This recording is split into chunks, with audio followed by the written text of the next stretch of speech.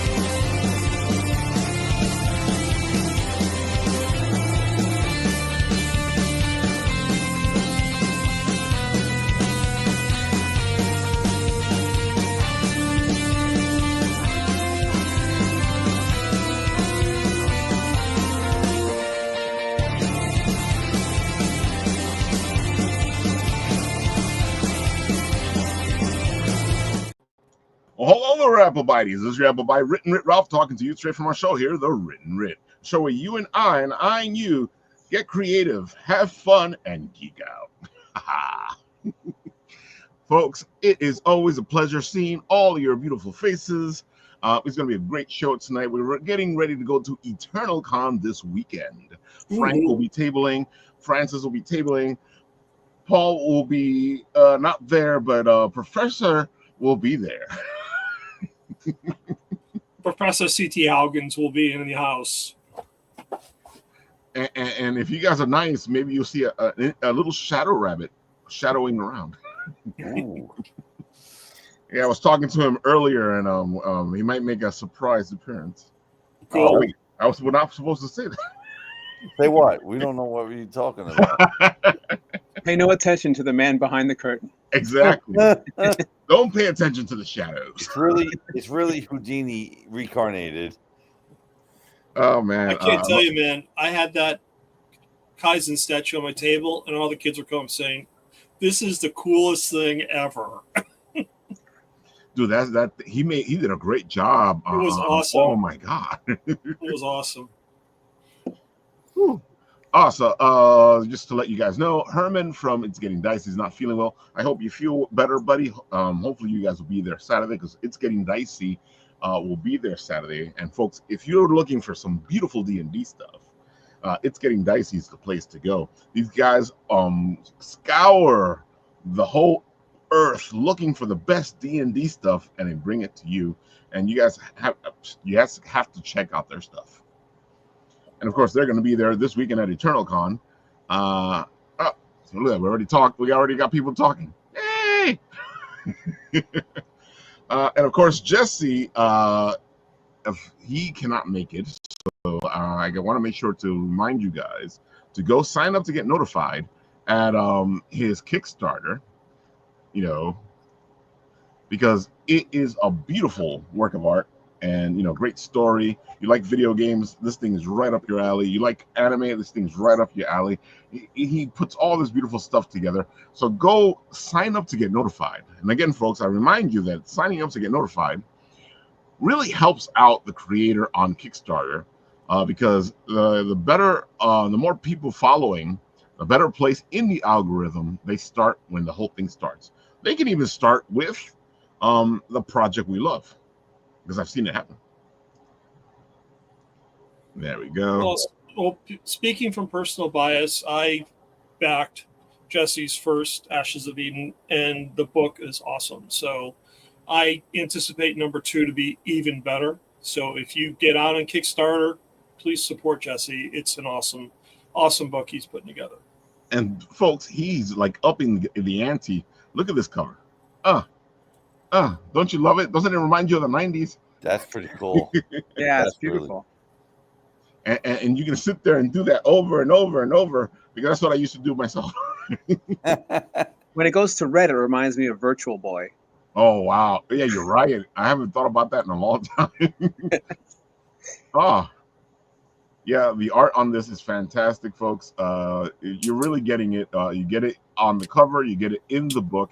It's just a beautiful book. The colors are amazing, and things are happening, folks. As you can tell from this ominous little page right here, things are happening. So go check it out. It's Ashes of Eden's 1 and 2. Jesse Judy, and he is doing a fantastic job getting you these books. And breaking news, he will be at Anitomo next weekend, July 19th, in Industry City. So you guys can go meet him in person and get the book, the first book at least from him in person. Not to twist arms, but I twisted Eileen's arm, and Time Enforcers will be there in force as well. All right, so now we got Time Enforcers and Jesse Judy both there at Anitomo, having fun, hanging out. Dude, this is a great event. And I don't know if I'll make it to 10 o'clock, though. That's a long day. And it's free. I got to say, the Industry City events are always amazing because they last longer, but they start later as well, which is fantastic for somebody who wants to get some sleep in on a weekend. Yep. Looking forward to it. Should be a blast. And folks, remember, it's free. It's in Industry City, easy to get to in Brooklyn. So go check it out. You guys want to see this. It's an amazing event. Anime, Japanese. It's just a lot of beautiful things in one place. Woo! Okay. That was a lot of stuff to say, but they weren't here, so we had to say it. Okay. Francis, what have you been up to? Just, chugging along on my comic strip, Suburban Fairy Tales. I'm thinking about adding a Sunday edition. Ooh. So a Sunday format. So all the strips are done in dailies. So that's, usually 3 or 4 panels. But I was thinking about doing a larger Sunday edition. I'm talking to my editor literally just yesterday. I sent her an email about that as an option. So I don't really have anything to say about it yet. Just it's a thought, and if it does launch, I'm thinking probably 3 or 4 months from now. So I know the usual one is the 3 little boxes. Yes. And that's how you tell your story. So if you're doing the Sunday format, right? Mhm. How much bigger does it get? It's basically, I would say, like 2 daily strips on top of each other. So it would probably be, instead of 3 panels, 6 panels. But I want to be able to have some creativity with it. So maybe I'll have like 1 small little panel and then 1 giant panel, or there'll be overlap. So it'll look more like a comic book. Oh, Like you can be more creative with the panel layout than you can with a regular daily strip. that's true. Yeah, so it's just, I want to have something that's a little more creative, and I'm also hoping that those can be available for sale for newspapers to run. At least that's my plan. I like it, love it. It kind of reminds me of when Spidey was in the newspaper still, and you would get that Sunday edition, and it was like getting a page of Spider-Man. Yeah, that's what I was looking forward to as a kid. Prince Valiant, Spider-Man, Dick Tracy. Oh. It's like, Those you were- get a little blurb during the week, but hell, that's what I was looking forward to Sunday. Yeah, and those were beautiful, like pieces, like works of art in when you look at them in the paper. So taking up like almost a full page, some of them half a page. The Calvin and Hobbes, the later years, like so beautiful. Those Sunday editions, so beautiful. Love it. Love Calvin and Hobbes. I got the big books. As soon as they put those out, I bought those. I've had them since they came out. Because I love the strips. It was something I always look forward to. It's kind of sad when he stopped, but I guess sooner or later you either die or you stop. Yeah. So what do you think? You're gonna keep doing this till you die, or? Yeah, hopefully for many decades into the future.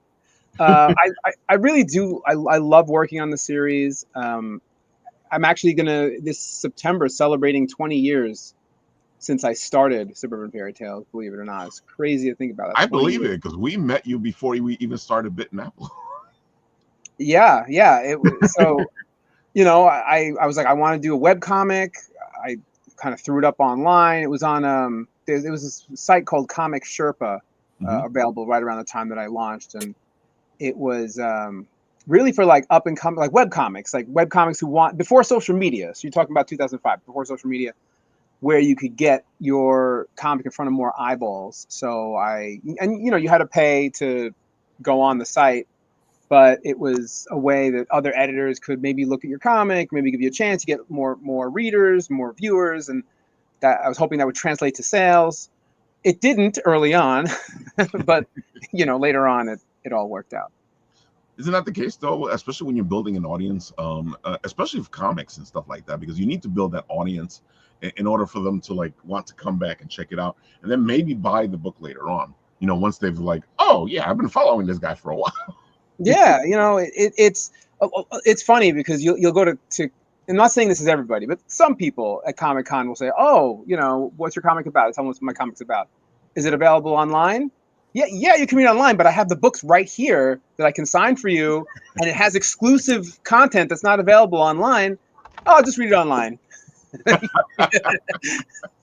That is so.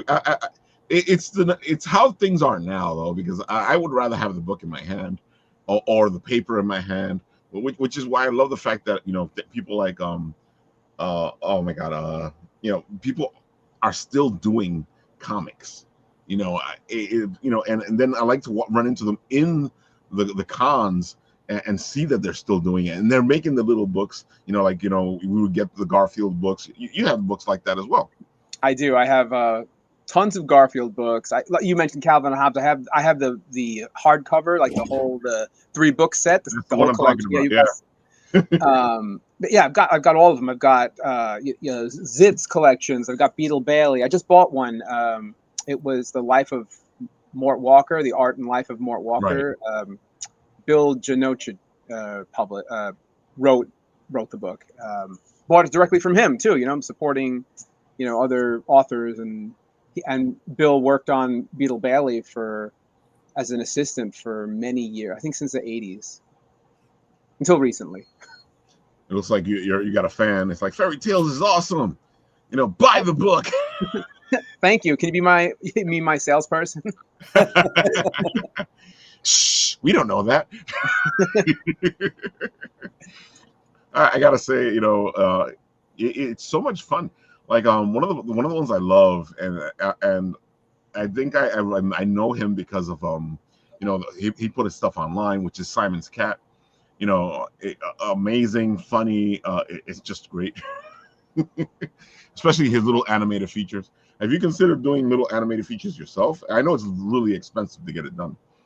It is, and I have thought about it. I was working with a friend before I got in Comics Kingdom. Talking with a friend, we were going to do he was working on Blender. Mm-hmm. We were going to put something together. It just kind of fell by the wayside. We were thinking about doing like a 1 or 2 minute short for like YouTube or something like that. Now I don't even know if I can without going through my syndicate. I don't know what the rules are, in the contract and all of that. I might need to go through them before I do anything like that. But it doesn't mean I can't do an animated feature of something else. It's just they have the distribution rights for Suburban Fairy Tales, so it's like a gray area. Well, if it's an option for you, Francis, I mean, Blender's really hard. I've tried learning it. It's unless you know it, it's a large learning curve. But your artwork is actually great for a software product called Spine. It's produced by Esoteric. I use it in my game all the time, and it's great. Once you get it, it goes really quickly. You can import your graphics that you have there and easily animate them.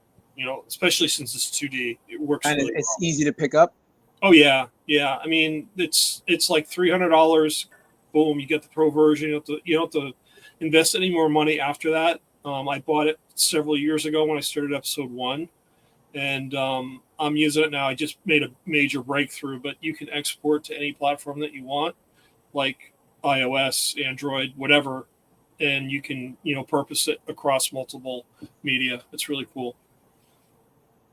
Oh, I guess it's something I should look into. I'll shoot you the link. Yeah, I'll put it in the private chat. So. Yeah, I appreciate that. My friend was the one who was going to do it on the Blender. I was just going to write. I was doing the storyboards. Yeah. And he was going to do all the animation, but we just got busy, and never got around to it, but I'm hoping. I think I have a short somewhere, like a test reel that he did. Might be worth showing off one of these days. Ooh, see, now that's what you do with it. You tease. You have some fun with it. You go to the audience. Do you want to see it? Do you not want to see it? Do a whole poll. Show them a little leg. Take it back. Come on. Speaking of showing, hey Dennis, how you doing? Oh man, I am so sorry. Let me take a little nap. It'll be fine. Don't worry about it. I feel you. It's hot. It's annoying. Yeah, stuff happens, folks. Oh man, how is everybody? Having fun talking all about the comics industry. Oh yeah, it's a fun place. Let me tell you. Francis, so you're going to be teasing the audience there. I know that you're also still working on all the Archie stuff. How's all that going? Archie's good. Honestly, it's slowed down a little bit. They're not publishing as many new stories as they used to. Yeah, well, like with the whole thing with the Diamond distributors, their bankruptcy. Oh, I forgot about that. Yeah, it's really it's not good. We'll say that. And it's affected all the mid to small publishers. DC, Marvel, they're fine, but a lot of other publishers, they're really struggling. And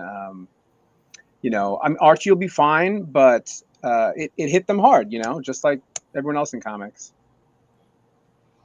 I gotta say, I think I was watching the feed for Royal Collectibles because they do this on Wednesday. They show the new books. And it was Jay and Silent Bob meet Archie, and I was like, yeah. There's Kevin Smith. He wrote the. I don't know how many pages it is. I forget, but they got Kevin Smith to do a Jay and Silent Bob, and that's awesome. That's great because I love Kevin Smith movies. Right. I love Jay and Silent Bob. I love Archie. So great combination. Yeah. Were you part of that project, Francis? No, I had nothing to do with that. Okay, yeah, because I just picked up 2 copies because Fernando Ruiz, who does that, is at the Hebert school, so I want him to sign the copies that I bought. So if you had it, I'd get your signature for that one as well. So anyway. It's funny because somebody's saying, "Where's the hat, Dennis?" The hat's in the box. It's felt, so it's kind of hot to wear in the summertime. It's more like a winter hat, but Oh, okay. I see. I'm looking at the private chat, going, "What's this? I don't know this link." Oh, that's you sending it to Francis. Yeah, that's the software. I opened it up. I'm bookmarking it on my browser. That's what you got to do. I got it. Because this whole feed disappears once we get on. Yeah, nope, it's opened. I got it. It's on one of my tabs here. Look at that. Spreading the love around. Frank, I love your AI art promos. I can't take credit, but Yeah. The person that does this is amazing. So I can't, she's it's off the hook, and she's on Long Island, which isn't even better. Look at the beautiful art. Yeah, that's the cover of my latest. Actually, I've got the book over here. Oh, even better. Book. Holding it up. See? Boom. Oh, nice. We've got the title over here. I took it off the Instagram just to see so you can see the artwork standalone. It always amazes me how much better it looks in person. It's very rare that the art looks better apart from the project than when you finally have it in your hands. I've yet to I've seen 2 or 3 books like that, but usually the book looks so much better when you see it in person. I agree, yeah, for sure. Yeah, so that's a hint. Everybody buy this book so you have it in person, physically holding it. It's always fun. Look at it. So this is my ongoing story where Little Pig number 2 has moved out of the house with the other pigs, and so this figment of his imagination is now tormenting him, so he can't escape He wanted to just peace and quiet, just to be alone by himself. I love the art style. It reminds me of like the Sunday comic book strips when I was a kid. Very Thank cool. you. Yeah, it's The artwork's awesome. But huge inspiration. Isn't that like all of us when we're trying to come up with ideas? 100%. That is me all the way. For That's sure. I was about to say, I don't need no figment of my imagination. No, Padma, but that's I'm Padma looking at that. I'm behind like, me telling me what's going on. like missed the we're letter all right trying there. to do a good storyboard or connect certain characters or storylines or whatever, and that's every person who ever tried to write something like, oh man, I'm really stuck. I don't know where to go, and that's that little black cloud that's kind of like on your shoulder, Oh, except he's like, haha, I'm blocking your ideas in your brain right now. But that's kind of cool, man. I really like that. Sure. Love it. Love it. I just showed off my figment, so if you guys ever went to Disney. Oh, nice. Yeah, that's Disney's figment. I'm not calling mine figment. So Disney lawyers, if you're listening, he's not called figment. Dude, yours looks completely different anyways. And they can't. Well, they might try, but they can't trademark a word. I know Disney's tried before. So he's not figment. He's figment of his imagination. That's all one. Oh my god. I gotta say, anytime I see a figment of any imagination, I always have fun with it because this is exactly what happens. Like Frank was saying, this is exactly what happens when you're trying to create. I'll just take a figment of reality, but I don't need imagination. Well, the worst is when you get, and it happens to all of us. You get writer's block at some point. Oh yeah. It happens. Everybody. It's like sometimes it's just like you're thinking too hard, and you have a deadline, and you can't come up with anything. And I've been asked before, like, what do you do? So everybody has a different way of dealing with it. Mine is, all right, you got to sometimes walk away and do something else. You got to give your brain a rest. Yeah. Come back to it if you can, the next day. That's why I always work ahead. So I'm always like 2 to 3 months ahead of what you're looking at here was done 3 months ago. So that if I do need to take a week just to take a break, I can, and then I just try to double up the next week. That's a good idea. It's a very good idea. Francis, you're going to be at EternalCon. You're going to bring all your beautiful books there, like the one that you have right there with you, and people can actually go and purchase this stuff. See, and full it's color. Better. Oh wow, nice. Yeah, full color, and it's got an exclusive story, not available online. It's done in like a Dr. Seuss style book. Nice. Okay. Rhymes. It's called A Stinky Situation. So it's really a book within a book. That's awesome. A book within a book. Like that. What's that movie with the dreams and the dreams? It's Inception, right? It's just like there that. Yeah. It's an inception of a comic. Yeah. That's pretty cool, though. How much is the book? The book is $15. That's not that bad. Okay. Yeah, I paid not 20 expensive. for mine. What the heck? That's not true. Yeah, for full color. So yeah. Francis charged me 20. That's the friends the friends fee. Is that the Friends discount? Yeah, Discount?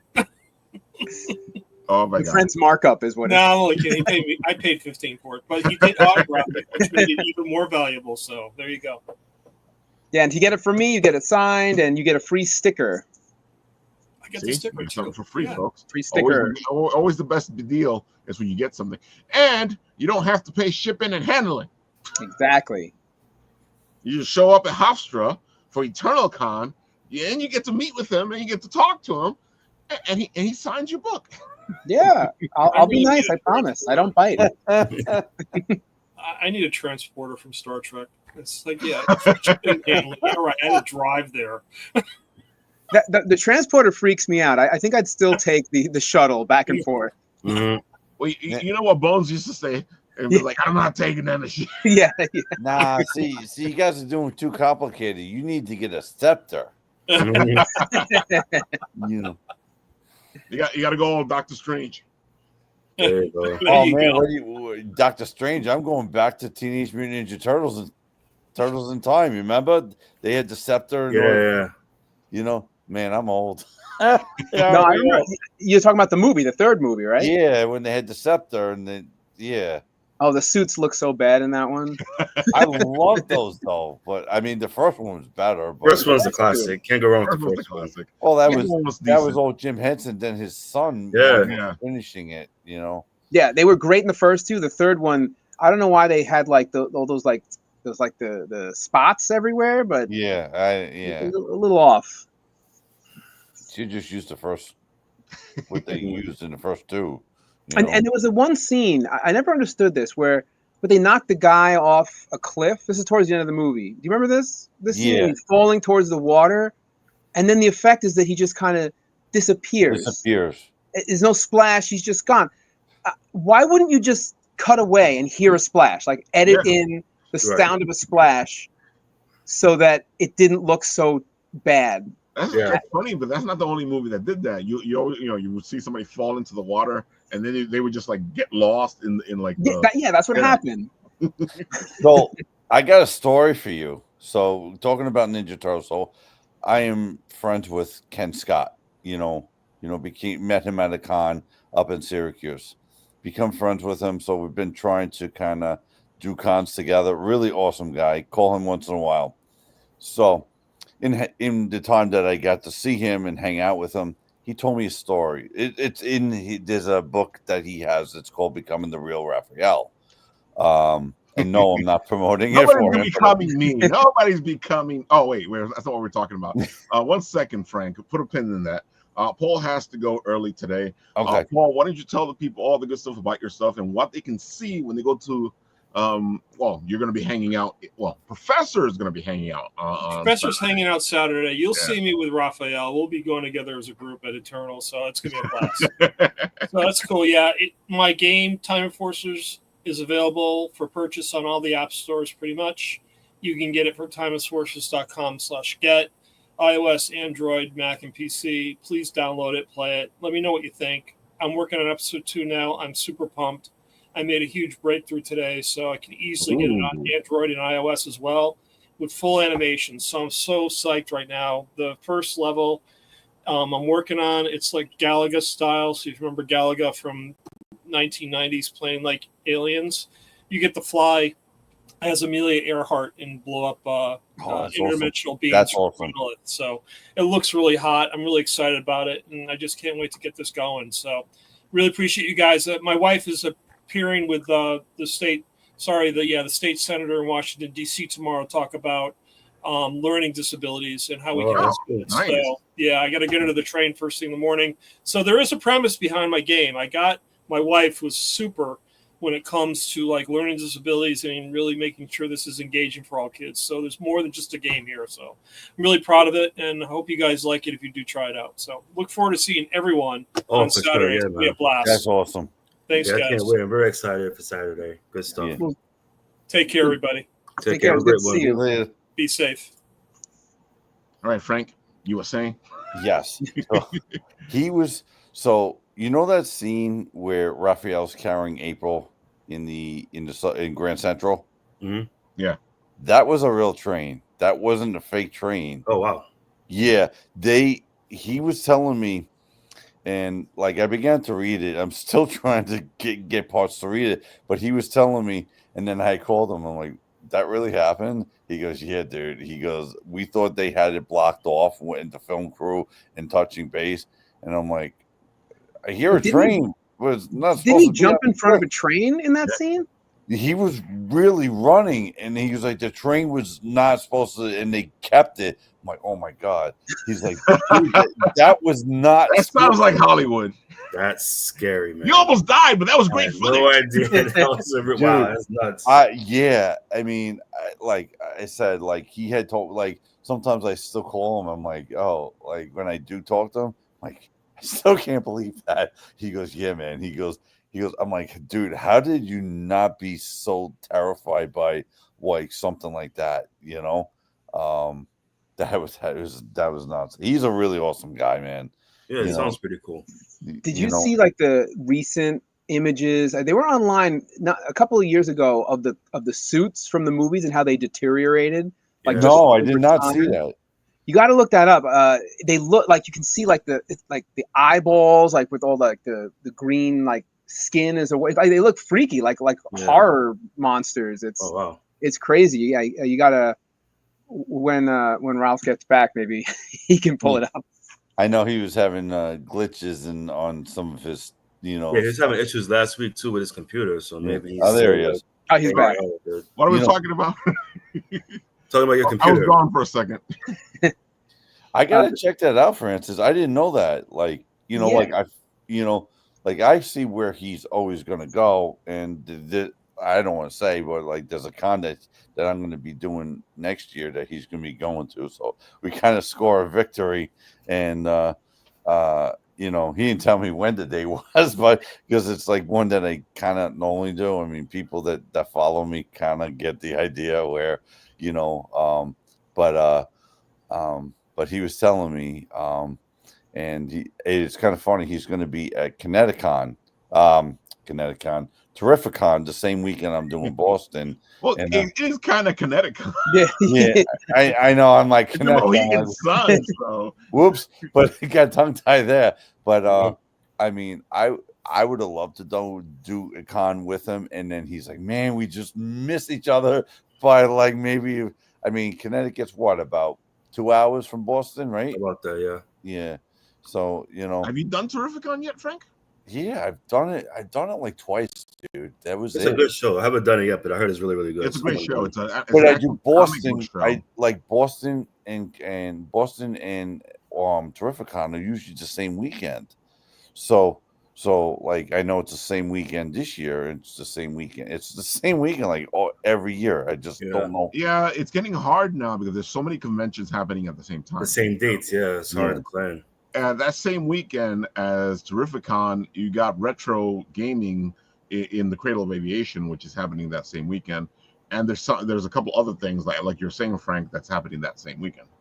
But that's just like as you go like later on the year, there's certain ones, right? Like we all know about the big ones, right? No one's going around San Diego or New York City Comic-Con or Rhode Island, right?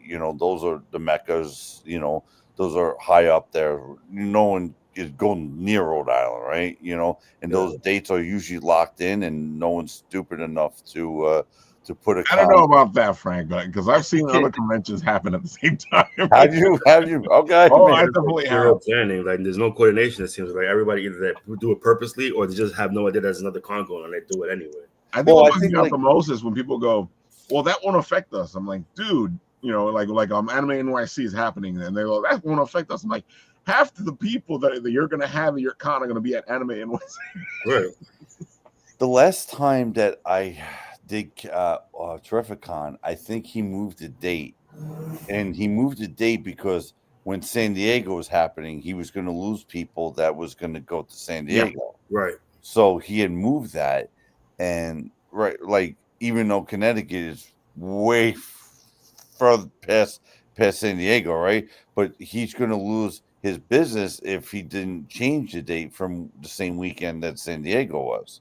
Right. Because he might have people that, all right, they're going to San Diego and they're not going to be staying, so when you have those major cons that are scheduled, you got to take into consideration, all right, I got to kind of move the date by a week or do it like 2 weeks later or whatever, because he doesn't want to lose the business from the vendors, Makes sense, say, I was wondering why there was so little cons in July, and now that you're saying this, it makes more sense because San Diego Comic-Con is in July.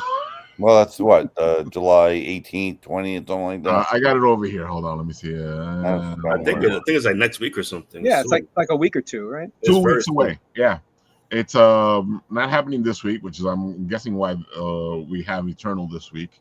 It's not happening next week, which we have Anitomo next week. It's having the week after that. So in 3 weeks, it'll be San Diego Comic-Con. And we got people there. We got a lot of people there, actually. Oh, yeah. Phil Russert my friends are going to be there. I'm kind of jealous. I think Phil Russard's heading out there. I know Michael Dolce is gonna be out there for Wars sure. I talked is to out him. there. There's a lot of our guys out there, you know. So Yeah, keep Michael an eye Dolce is out. gonna be out there. Yeah. San Diego Comic Con, that's a dream. You know, Francis, have you done it yet? I want to go. They sent me a pass, a pro pass I got, but I didn't mean to sign up for. I meant to sign up, to not to go, but to just be approved to go. Yeah. But they sent me the pass, but I'm not actually going to use it. I'm not going to be able to go. So. Oh man, that's messed up. But I would But love I to get go. you though, because it's a lot of planning to go. Yeah, for And it's sure. so funny because they always tell you the same thing. They tell me the same thing, Francis. Just apply for it and then Yeah. figure it out later. And I'm like, yeah, but if I get in, then what happens after that? Jorge Medina, is saying that he'll be out there, and Oh, nice. he's gonna be doing a shameless plug while he's out there. Best title ever, by the way. Oh my God, I told Jorge that I'm gonna keep making all these little comments and stuff because it's the shameless plug. It just sells itself. You guys are probably wondering out there what are we talking about. Jorge Medina has a new book coming out in October. It's called The Shameless Plug. Cute, amazing. You guys got to check it out. And while the people are talking, I'll go look for it on Kickstarter so you guys can do the sign up to get notified because that's always important. Okay. He goes, thank you guys. Yeah. Yeah, I've tried to get to San Diego Comic-Con a couple of times now. But again, it's I feel like it's not getting in. It's getting there. Yeah, it's getting there, and it's like the hotel space. Exactly. Well, they jack up that, Oh yeah, for they sure. do it here in New York. Yeah, if I knew somebody who lived in San Diego, like a family member or something, who said, "Hey, you can just stay with me for that week," I would do it. At that point, be like, all right, I'll just pay for the flight. Right. I could stay with you. I could, bring some books to sell. I don't think I'd bring my whole setup because it's just, I don't know. It seems like it'd be a lot. I agree. But yeah, I definitely want to give it a try one of these days. Yeah, man, me too, for sure. Well, I know for like it's different because like I thought about doing it, and you have with writers, you have to have new material each year that was published in the same. Oh wow, yeah. Which I didn't expect that to find out. Not that but like I was like, wow, that's the only con that I ever heard of that you have to have new material each year in order to get into. I thought it was because you only have to register every 3 years, or am I wrong on that? I don't know. I looked into it a while, like last year. I think I looked into it, but like New York City's not like that. MegaCon's not like that. Boston, Rhode Island, none of them. They want the business for, people to, vend and be part of that show. I've never heard of any top Comic-Con except them to ask for that. It was kind of something I wasn't expecting. Well, they are the biggest, so I guess they can. Yeah. They can do what they want, right? Yeah, they can. It's their business, right? They can run it the way they want, So you see, folks, it's just a little shameless plug, but there it is. Jorge Medina's The Shameless Plug. Look at it. Look at that plug, man. Isn't he cute? Come on, folks. Go check it out. Go sign up to get notified. Go help the project out. Like I said, the more followers it has, the better it is for the work. I love that artwork. I do. Dude, I love it, man. It looks cool. Yeah, it's a great combination. The name, the fact that you got this smart ass plug. Yeah, it's a nice little kids book, and folks, you're gonna love it. Let me see. We had a couple of things happening over here before I put this up. He said he'd love to go. We all should get a hotel room together and go. There you go. That's a good idea too. Good idea. That's always a great idea. Is to go with a bunch of people that you know. Yeah, it's definitely cost effective too. Frank can sleep on the floor. Listen, I can sleep anywhere, so I'm good. Just give me a pillow. I did that once at years ago at Otakon. I shared a room, and I ended up coming back to the room really late, and I didn't get both of the beds were being taken, so I had to sleep in the chair. Very uncomfortable. Oh wow, I've done that one before. Yeah, for a couple of cons. Jorge Medina says, "You rock, bro. Thanks, guys. I appreciate you." The shameless, can't even talk now. The shameless plug. Love it. Love it. Yeah, I've done it for enough conventions. We've gone to a couple of them where we've had to stay in hotels and like get some rest in the car. You know what? The best thing would be take an RV across country and just like pull off the side of the road and sleep in it. The bitten Applemobile. Yeah. That's not a bad idea to do a tour, like do different cons along the states, you know, because Yeah. record what you're doing. That'd be fun. Like a band would do. You know, you just you got a tour van. Yeah. We had like a couple of drivers for a while, and then everybody got busy. So now I don't like to drive, so I'm not driving. Yeah. No, that's a lot, man. Oh. Especially when you're going, like, you know, across different states, it's a lot of driving, so a lot of wear and tear on your body. Francis, what's the farthest you've gone For conventions? Mm-hmm. New York Comic Con is probably the farthest. Mm-hmm. I did Otakon. That's in Baltimore. So Okay, there we go. That's probably the farthest that I've gone. I know Frank's been like all travel all over the place now. I've done Mega this year. Will be like the third year I've gone there, and as far as, I mean, that's as far as I've gone that far. I mean, I got FanX in Utah this year, so that's the furthest. Ooh, Utah, dude, that's almost California. You're just testing the boundaries now. Yeah. Yeah. I mean, I haven't really hit that part of the United States, so so it's but so I mean, but before that, the furthest I've gone was MegaCon, which is in Orlando. Then before that, it'll be GalaxyCon Richmond, which is now a 4-day. This year, it added to the 4-day. It's probably the second busiest show under the GalaxyCon besides Raleigh. Raleigh's their biggest, and then Raleigh, and then probably Richmond, and then I don't know where it goes from there, but they're good shows. They run some good cons over there. Look, he's saying the hills have eyes. Bitten apple is. Dennis, how far have you gone? Furthest I've been is Modesto, California for first it was Modesto Con. California. Okay. And then it was country. Graffiti Con. Yeah. Modesto was awesome. They like paid me to be out there. I was like a see, that's when it's great. When they paid actually my hotel, they paid for everything. I just had to be there. It was freaking great. Dude, that's so a lot of good people. The food there is excellent, man. I went to a burrito truck that didn't. The truck was broken down, but people cooking in the back. Best food I've ever had in my life. So good. That's what FCP. I was in California and a truck, dude. You just had like that was home cooked food. The best part was because I had to walk there because I got lost, so I had to walk to the burrito truck. It was crazy, and it was late at night. It was like a whole bunch of like shady people walking around. I don't know where I was. It was an adventure for sure, but definitely worth it. I've done Dallas Fan Expo last year, and man, they had some really, really great pulled pork, man. Yeah, man. Oh my God, they made it like that. Like like I walked. Like my hotel wasn't that far from everything, so I just kind of walked. I'm just used to walking. Live in New York, you walk, whatever, right? And I mean, just between my accounts that I have, during my regular job, I must be walking like 2-3 miles. So walking 2-3 miles is really nothing to me.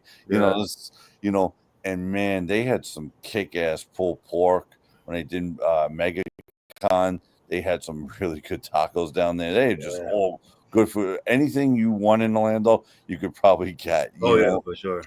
How'd you like Dallas? Because that's my wife's parents live in Dallas, so if I did do the convention there, I'd have some place to stay. Nice. It was a very good con. I ain't gonna lie.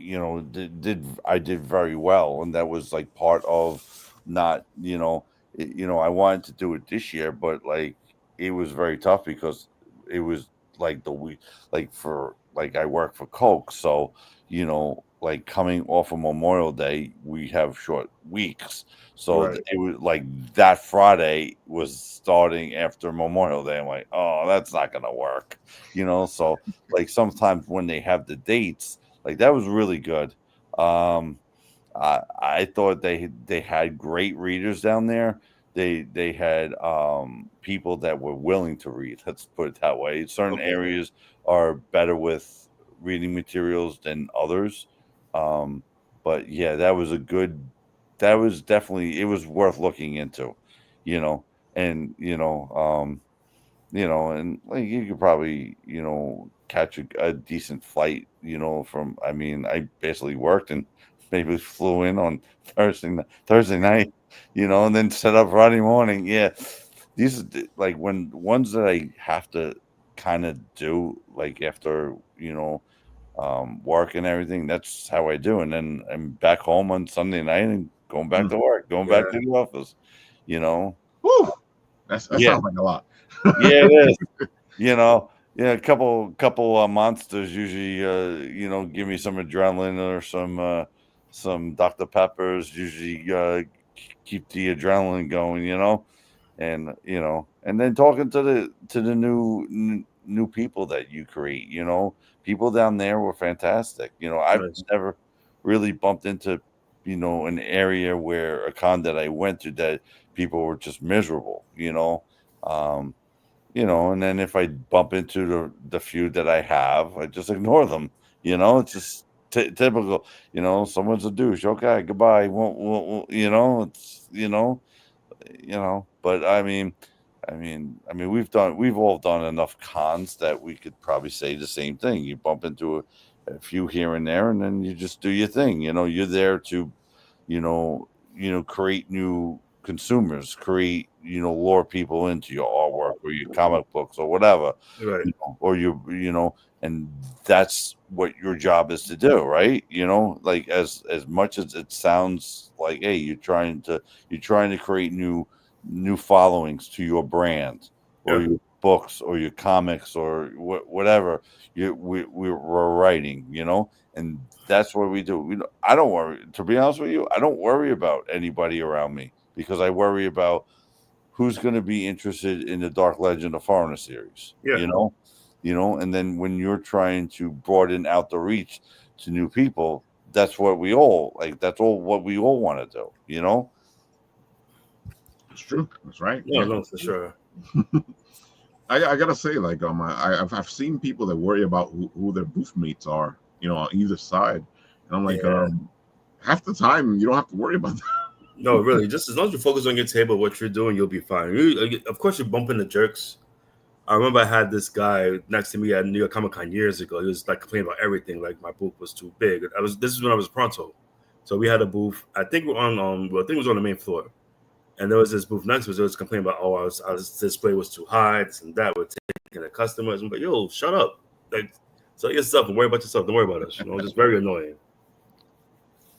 I had one guy that stuck out in my mind. I did Fan Expo Philly,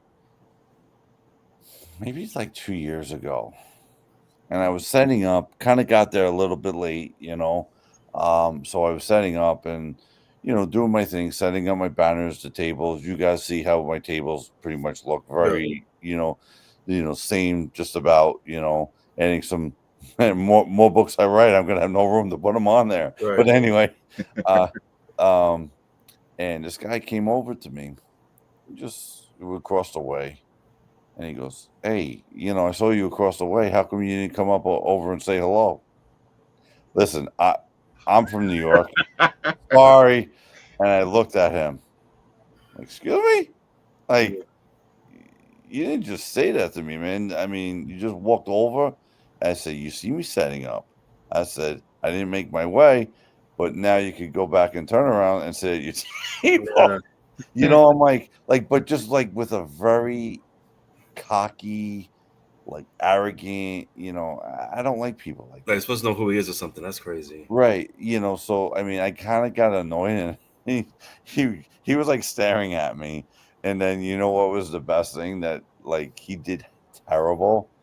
And then I Mm. go, so like after the con was over, I'm like, I said, I guess I know who won, me saying hello and you Right. saying goodbye. He didn't like that I said that. But I'm like, you know what? Hey, people come over and say hello when they're done setting up things Right. that they need to get done. What's most important? Setting up your table, making it look the right way, the way you need to make it how you view it, not how someone else view it. Hey, then you'll get, when you're get everything all set up, then you'll go over and say hello. But I'm like, that guy just annoying me, dude. You know.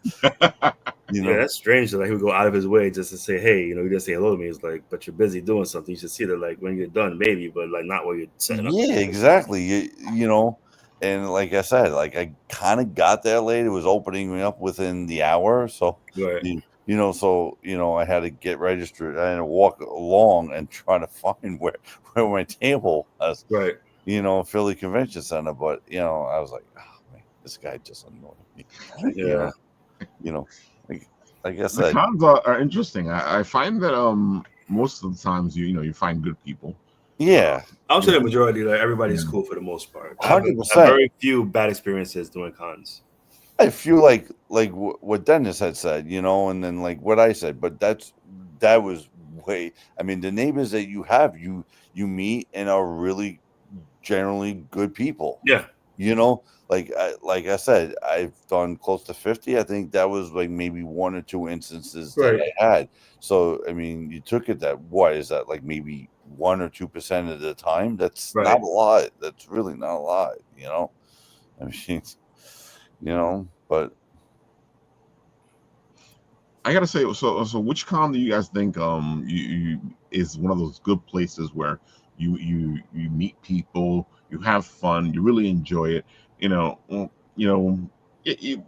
Anyone can start. Which ones do you usually? For me Which ones are personally, the ones?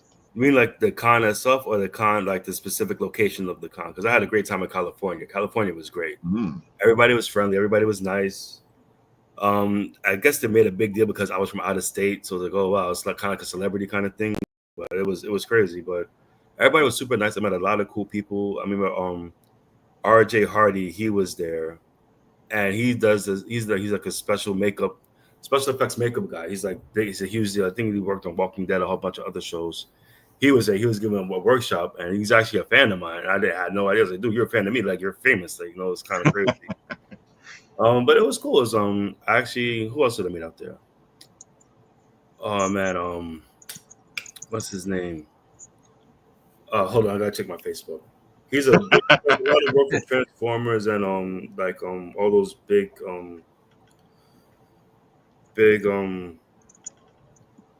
Jamie Sullivan. There he is. He started off in marketing and advertising, but then he moved over to he does like Transformers, the does a lot art for G.I. Joe.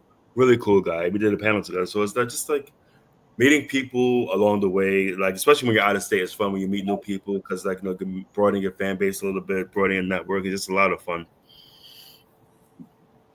Gotta love it. Again, I love the conventions. One of the ones I love is CradleCon. CradleCon is always a great place to go. That's always been a great show, though. Networking is amazing. The freaking location, the Cradle of Aviation. Oh my god, it's a great place too, man. I've been there a couple of times. It's a fun con too. It is. Oh, go ahead. Sorry, Francis. I was just saying, no, it's great going to CradleCon, especially because you get to, you go around to all the tables, you get to talk to people. Everybody there has been so nice and friendly. Yeah. I do really like it, but I've never had I can't say I've had a really bad experience at any convention. There's been little things like there's table etiquette, right? Yeah. Sure. We've all done it. We all know what the table etiquette. Don't block somebody else's display. Exactly. Right? Don't play music that's really loud. Sure. If someone's making a sale, don't like, hey, come check my stuff out. Let them. I've dealt with like a couple of little things here and there, but nothing super. The worst thing that happened was somebody actually took my table at New York Comic Con one year. What? Really? Yeah. Well, not my spot. They took the table. So I had I know what you're talking about. Really? Yeah. No, they took my we had a corner table, and so you're provided with one. If you get a corner spot at New York Comic Con, you get one table that they give you, and then you get another corner. You have to bring your own table for the other side. Right. Okay. So I come to set up, and I didn't get there right early in the day. I got there a little later in the afternoon. My table's gone. Wow, that's crazy. Everyone else's table is there, except for mine. Someone took it so that they didn't have to pay New York Comic Con for another table. Wow. And I knew who it was because I looked around, and they, how they have the special table skirts. Yeah, they mark it. Yeah.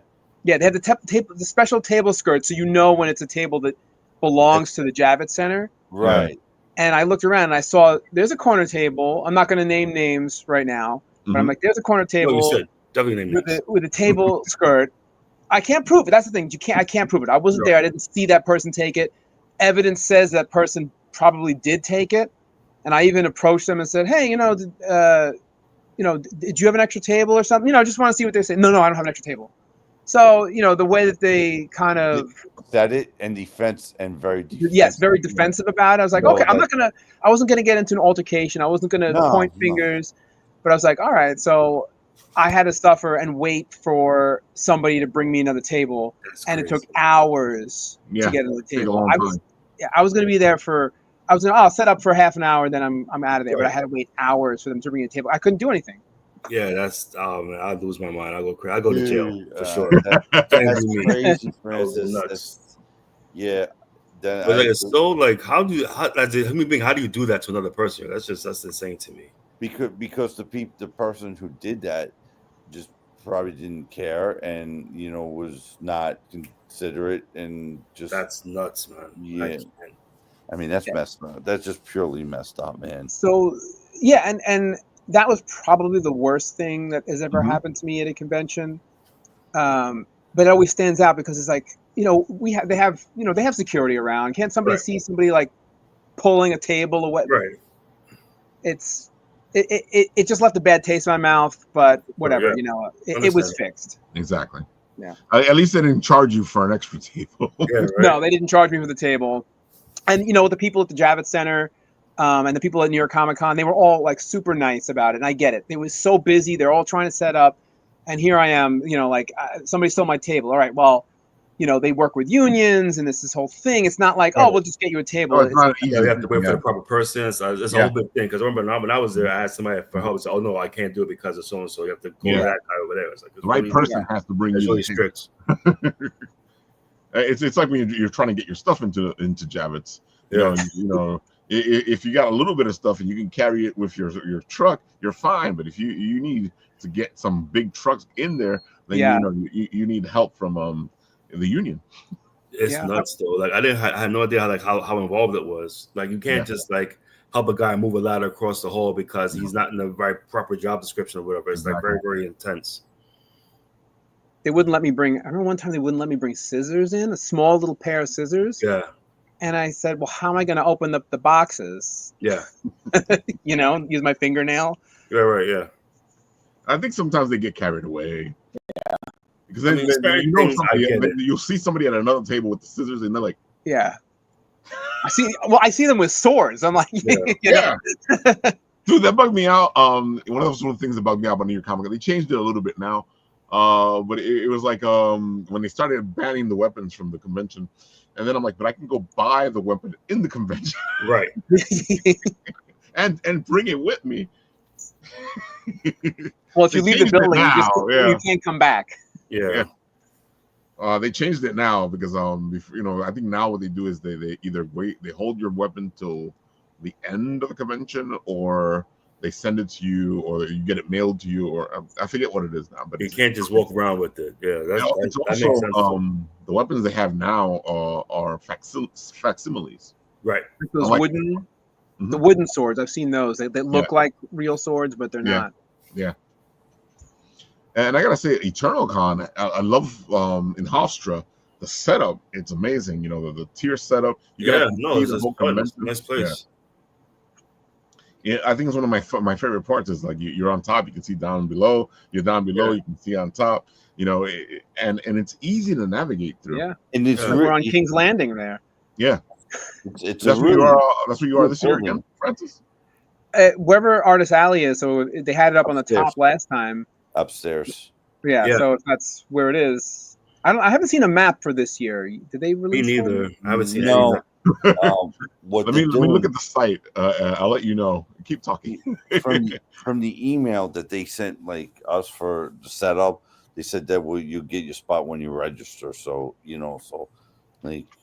okay, What do you mean, And- like first come, first serve kind of a thing? No, I don't think. I think you were able when you got a table or something, you were able to select your table, but they didn't like send that like, hey, load in, load out kind of like email that you get for a con.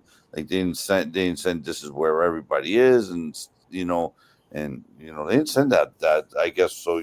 When you go to register and set up on Thursday or on Friday or whenever. I'm sorry, Friday. I'm thinking that this is a 3-day con, So on Friday, when you go to set up, when you did in an email, they said that they'll like let everybody know when they register and they get their badges and stuff like that. Okay. Gotcha. Some cons do that, not a lot, but some of them do that I've gone. The best ones I've ever gone to, the engagements that I get was definitely Orlando.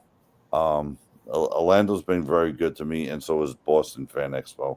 They've been very good. They have good engagements with new people that are interested, and they talk to you and they talk how do you get into writing and stuff like that. You get a lot of good people like that. Those two I tend to get. Terrificon was another good one. Got a lot of people from Connecticut.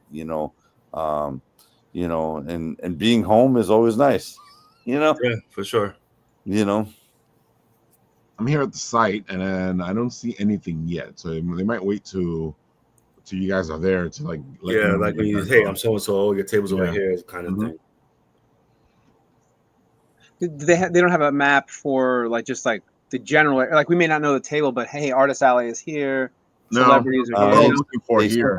They sent out an email, but it was just a general, email. Well, thanks for participating in this year's, EternalCon. It was just a very basic general one, nothing crazy. Yeah, this is just explaining things. Right. I think setup has to be Friday, right? Like setup. Right. I said Thursday because I guess I'm so used to doing 3-day cons, so I guess I'm tired. Whoops. And no setting up Saturday, so we have no choice but to set up Friday. Right. No setting up on Saturday. Yeah. Okay. No. I don't know. I didn't remember what it said, but maybe if people have jobs, maybe to come early in the morning. I'm sure you could probably get away with that. I don't know. There's always a way to get around. Yeah. EternalCon, folks, this weekend. Francis will be there. Frank will be there. Dennis, you're gonna be there? Oh yeah, for sure. I'll be there with Buddy in comic book school. There we go. Oh, that's right. That's where you were 2 years ago, right? Yeah. Mm-hmm. Oh, you have a table, Dennis? Yeah, we do have a table. I just don't know where it is yet.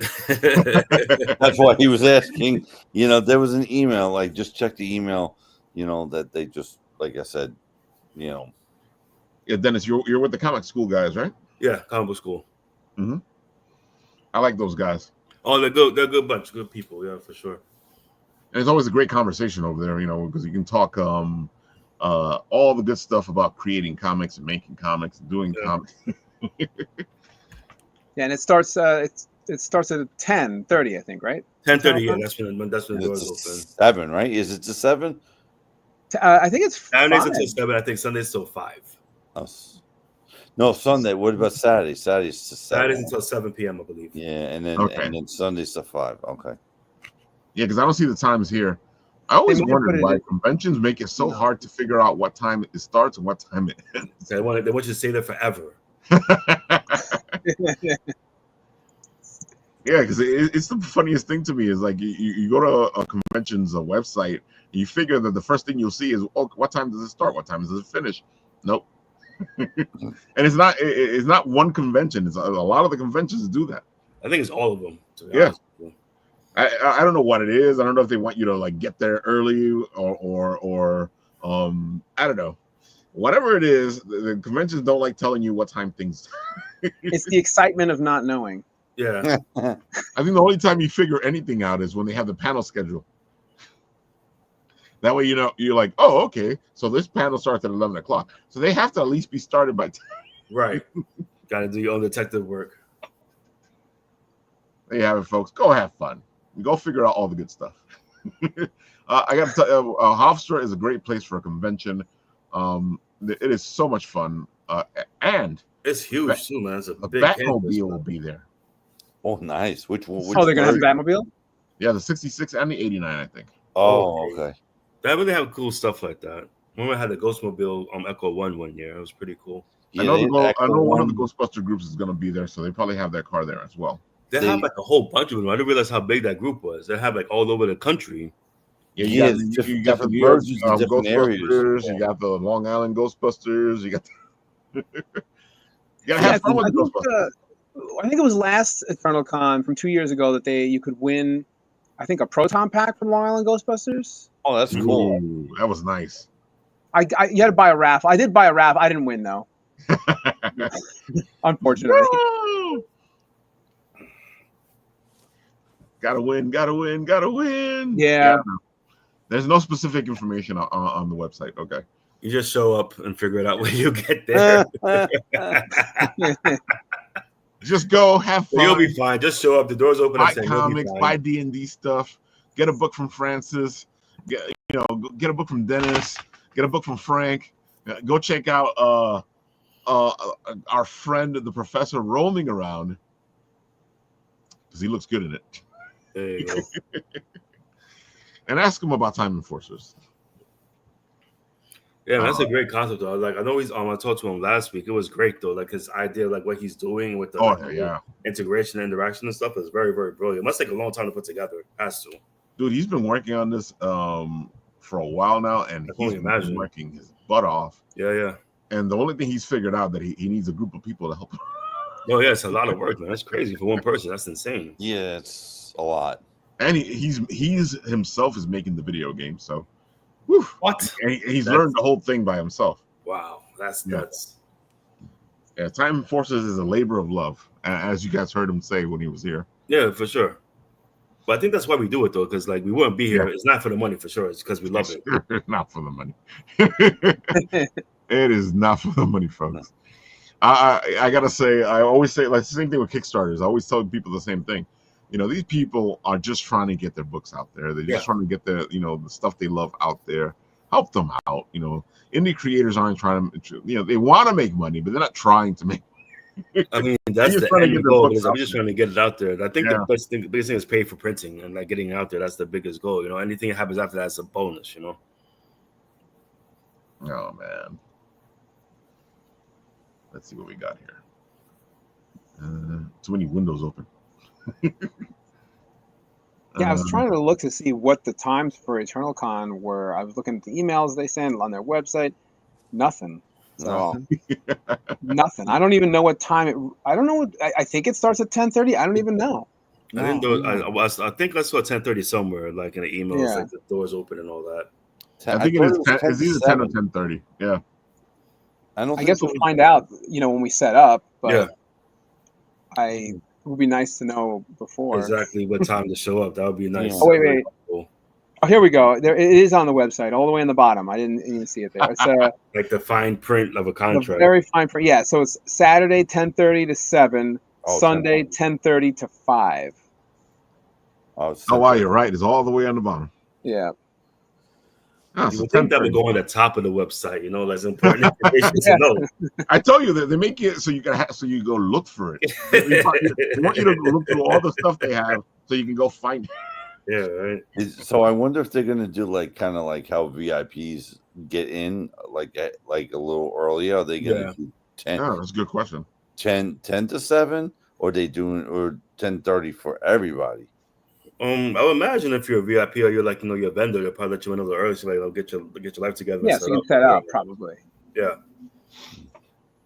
I mean, I plan to get there a little bit earlier. If they open at 10:30, if I'm there by 10, I should have enough time to get settled, and then you can relax and walk around a little bit. Yeah, for sure. Yeah. That'd be the smart thing to do. I used to do the same thing for Bit and Apple. It got really difficult after a while to get there before the con was open. Yeah. I always either make it right on time or 30 minutes to an hour after it starts. Yeah.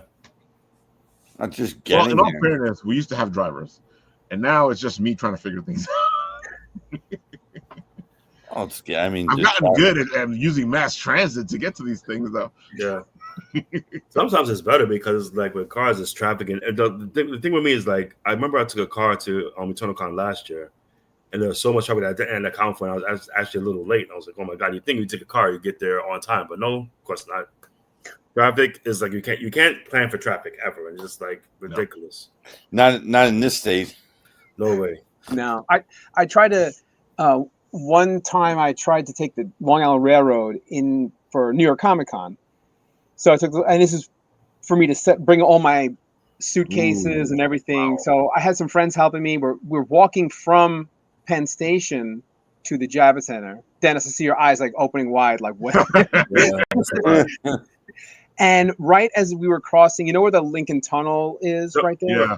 That's when my boxes fell over and spilled out.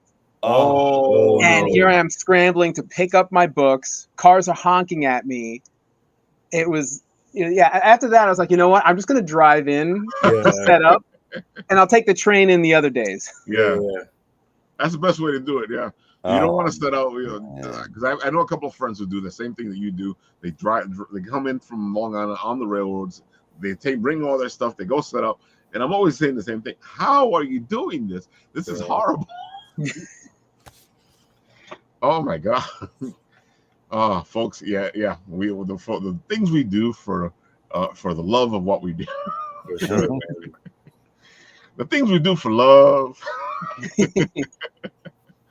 Oh my god, Dennis. So, do me a favor, because you got in after the fact. Give me your link in the private chat, and then tell the people all the good stuff about you. Oh yeah, hold on. You'd think I would know the website by now, but I still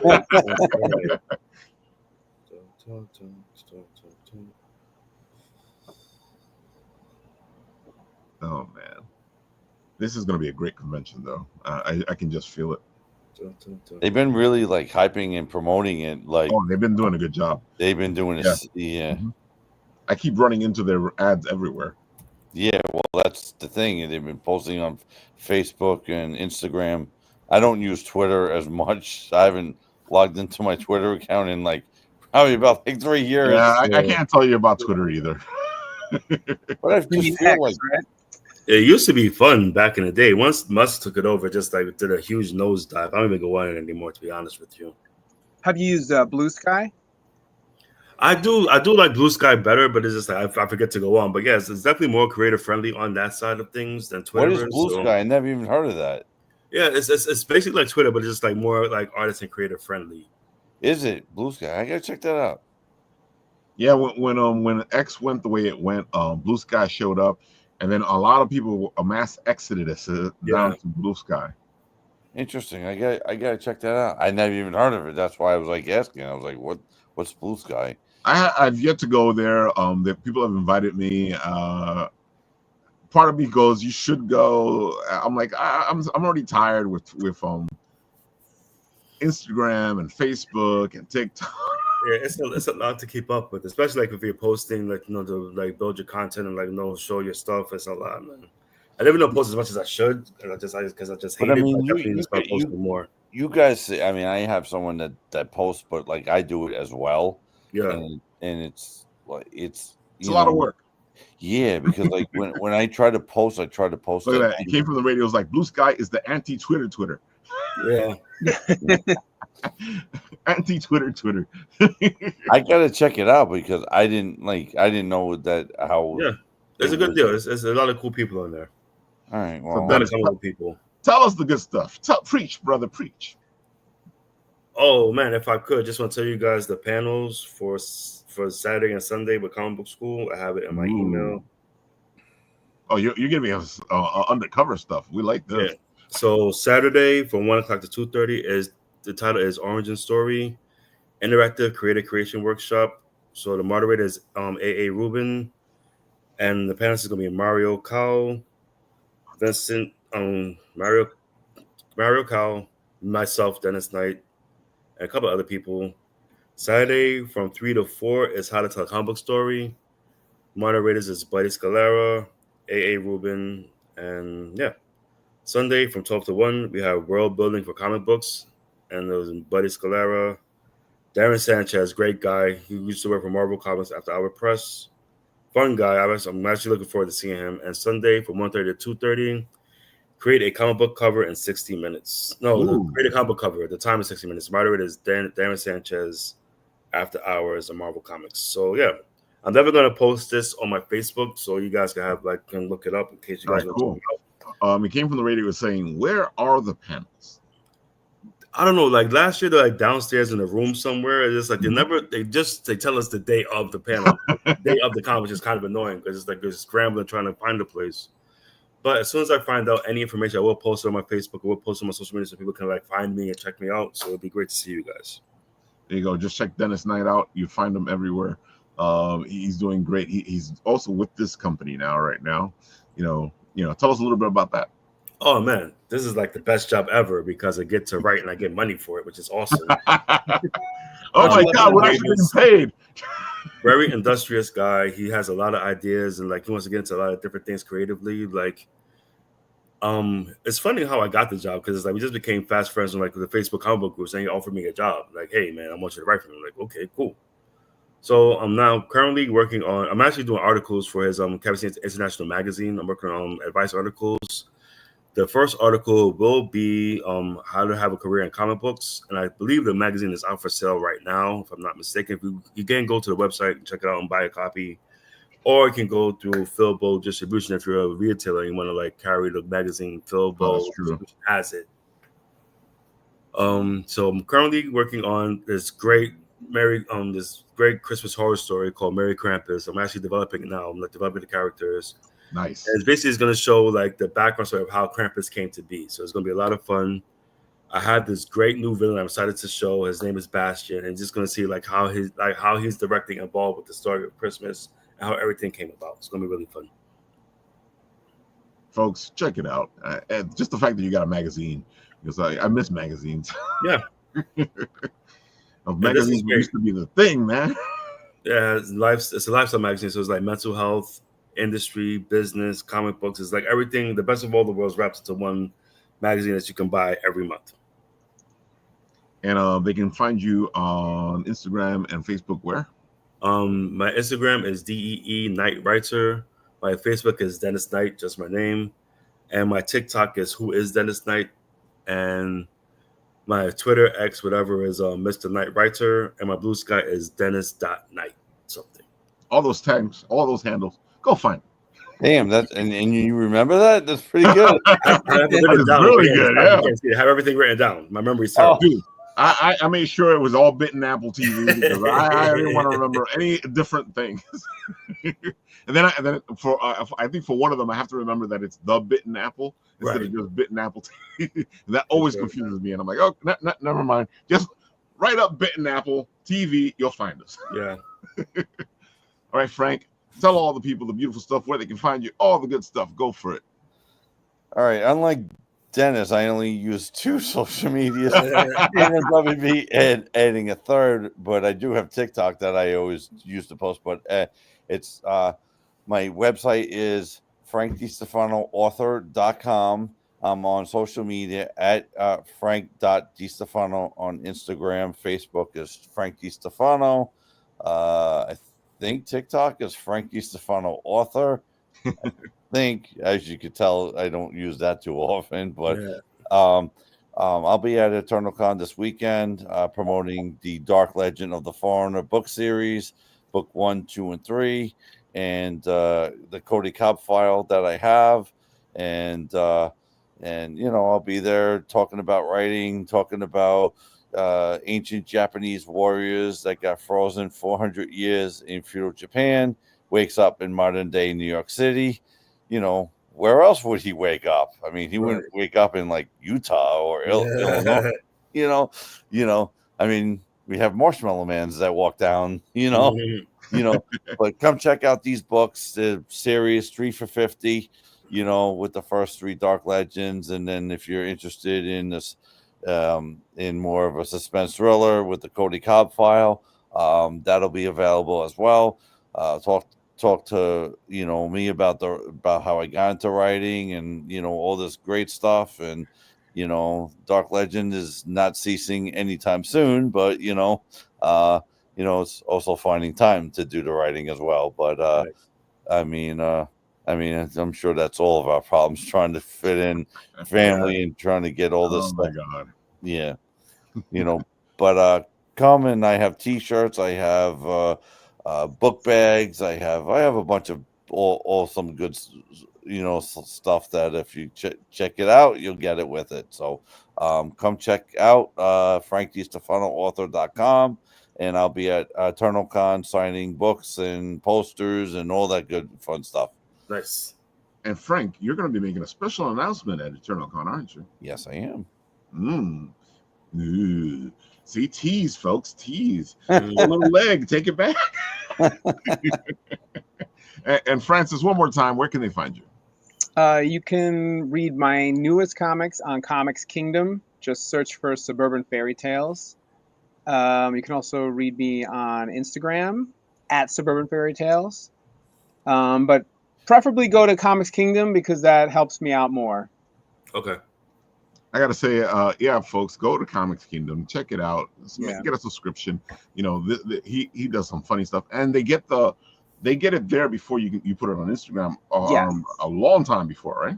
Yeah, it's a month ahead, and like I said, I'm going to be working on Sunday edition strips, and those are going to be exclusive on Comics Kingdom. Those won't be on social media. So, look, that's a nice tease.